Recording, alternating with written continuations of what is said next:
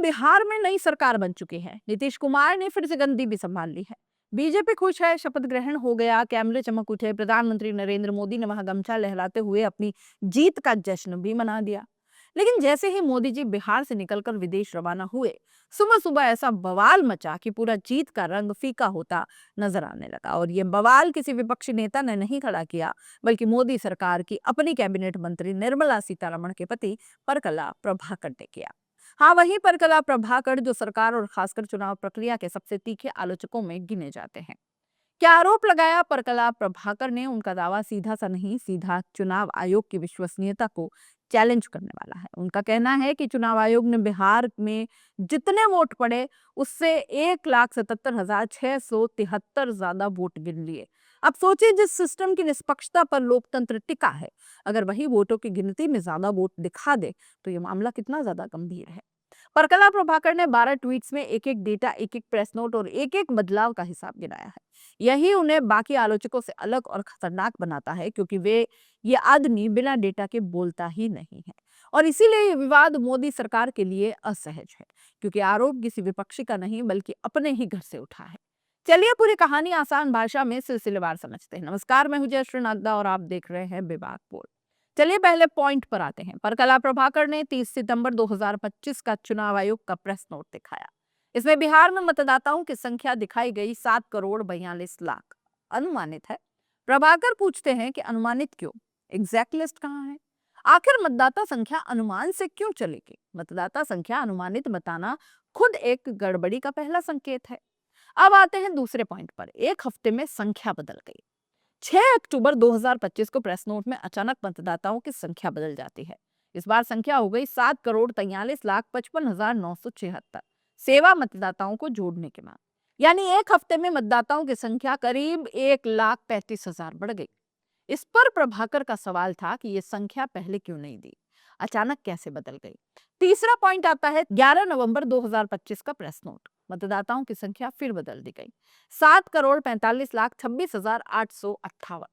ये दूसरी बार है जब संख्या बदली गई। मतदान प्रतिशत बताया गया 66.91%। चौथा पॉइंट इसमें आता है 12 नवंबर 2025 को नया प्रेस नोट आया, जिसमें मतदान प्रतिशत बदलकर 67.13% कर दिया गया। जब प्रतिशत बदलता है तो कुल वोटों की संख्या भी बदलती है। पांचवा पॉइंट पर कला प्रभाकर कहते हैं कि अगर 7,45,26,858 मतदाता के 67.13% वोट पड़े तो कुल पड़ने चाहिए 5,02,98,800 वोट। लेकिन 243 विधानसभा क्षेत्रों में जितने वोट गिने गए उनका योग था 5,01,21,127 वोट। यानी फर्क 1,77,673 वोट ज्यादा गिने गए। यही वो आंकड़ा है जिसने पूरे खेल का भेद खोल कर रख दिया। दोस्तों, तो आरोप क्या है? परकला प्रभाकर का सीधा सवाल चुनाव आयोग से है।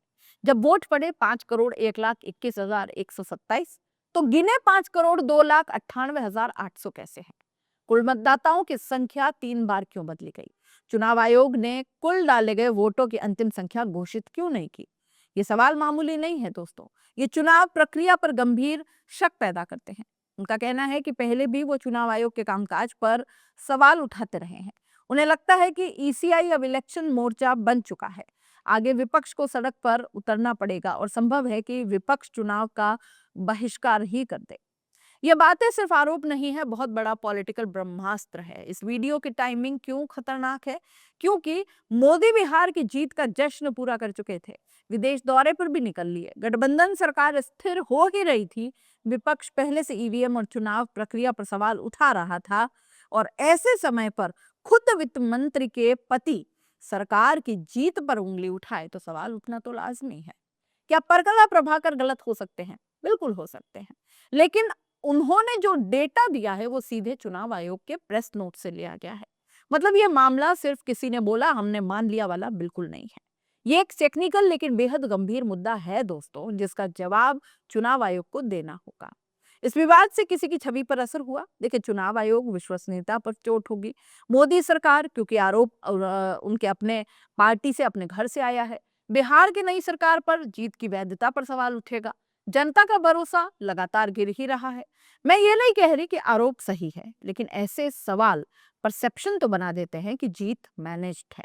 लोकतंत्र में परसेप्शन ही सबसे बड़ी राजनीति है और जब डेटा सवाल उठा दे तो परसेप्शन और भी ताकतवर हो जाता है। इस विवाद का असली सार यही है, चुनाव आयोग डेटा क्यों बदल रहा है, पारदर्शिता क्यों नहीं है, वोटों की गिनती में इतना बड़ा फर्क आखिर कैसे आ रहा है, और सबसे बड़ा सवाल, क्या चुनाव आयोग भरोसा खो रहा है। यह मुद्दा अब सिर्फ विपक्षी की बात नहीं रहा, अब यह सत्ता के भीतर से उठी आवाज है और इसीलिए इसका राजनीतिक प्रभाव बहुत बड़ा होने वाला है। आप इस पूरे मामले को कैसे देख रहे हैं, अपनी राय कमेंट बॉक्स में लिख भेजिए। जाते जाते चैनल को लाइक, शेयर और सब्सक्राइब तो करना ही है। नमस्कार।